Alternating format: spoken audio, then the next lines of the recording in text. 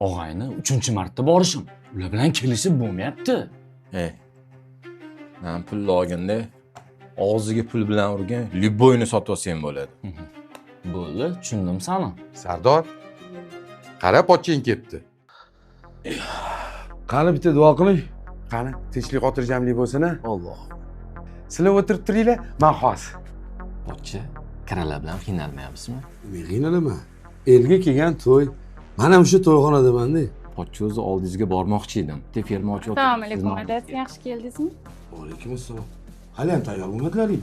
1 soat oldin aytib qo'ydim sizlarga. Bor tez bollarni kiyintir tayyorlanlaring. Hozir adasi 5 minutda kelib chiqaman. Bitta choydan quychi. Nima deyotding o'zi ukam? Shu firmaga o'zingizni direktor qilib qo'yaymi deb o'ylayotgandim-da. Meni o'ylaganing uchun avvalambor rahmat. O'zim ishim bor. Ishimdan faxrlanaman. Bola chaqam mush ishimdan boqyapti. Hamma o'zini aravasini o'zi tortursin. Bo'ldiraringmi? Pochcha o'tirsangiz bo'lardi. Xudo xolisi. Mana nima bu?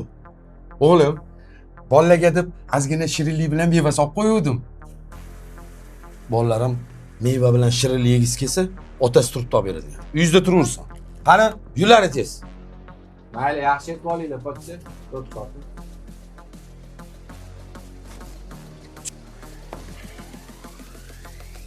O'rtoq, men senga umuman tushunmadim. Shuni oldida yeb qo'ygan joying bormi? O'zi bitta kirakash bo'lsa, qo'lingni uzatsang Lyubboy joyiga yetadi. Bitta shuningni eplolmadingmi? Bu dunyoda ko'p narsani sotib olishga aqlim yetadi. Lekin men sen aytayotgan kirakash g'ururini sotmadi.